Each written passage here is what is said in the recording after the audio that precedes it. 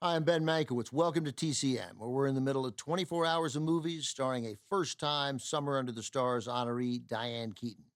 Mario Cantone and I co-hosted our first two Keaton movies in primetime, Shoot the Moon from 1982 and her signature role playing the title character in Annie Hall from 1977 for writer-director Woody Allen.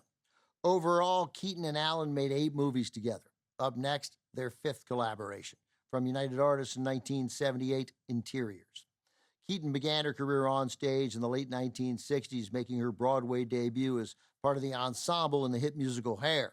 A year later, 1969, she appeared in a play written by and starring Woody Allen, Play It Again, Sam.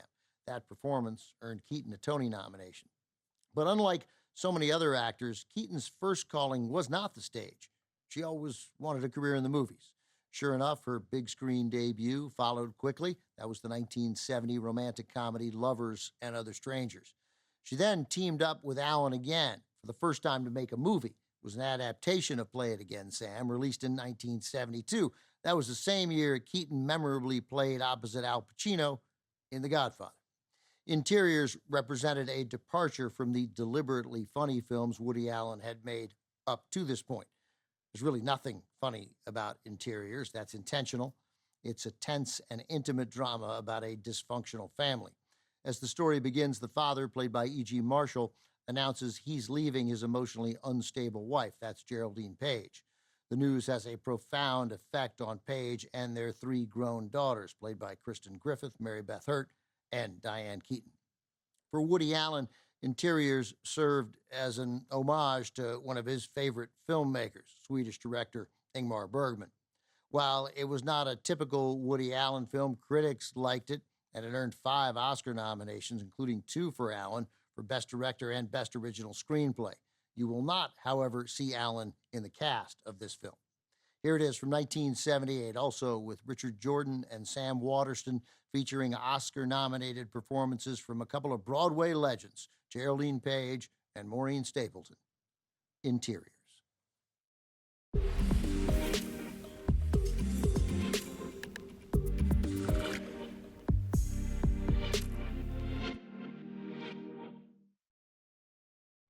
Diane Keaton made Interiors right on the heels of one of the most successful years of her career. In 1977, audiences saw Keaton help redefine fashion and screen comedy in Annie Hall, directed by Woody Allen, then give a devastating dramatic performance in Looking for Mr. Goodbar. Keaton's Annie Hall performance won her the Best Actress Academy Award. Annie Hall also won Oscars for Best Picture, Director, and Original Screenplay.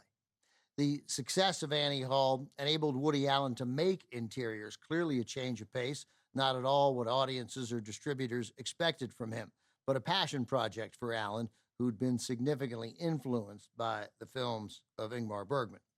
Keaton and Allen teamed up again right after Interiors to make Manhattan, released a year later. In all, they worked on 8 movies together between 1972 and 1993. Most of their collaborations were comedies. Woody Allen paid Diane Keaton, who died last fall, high praise when he said, "With the exception of Judy Holliday, Diane Keaton is the finest screen comedian we have ever seen."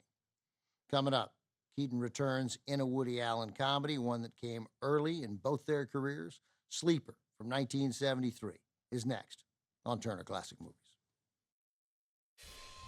Next on TCM, Sleeper, then The Little Drummer Girl, and later, The Last of Mrs. Cheney. It's the first of Basil Rathbone tonight.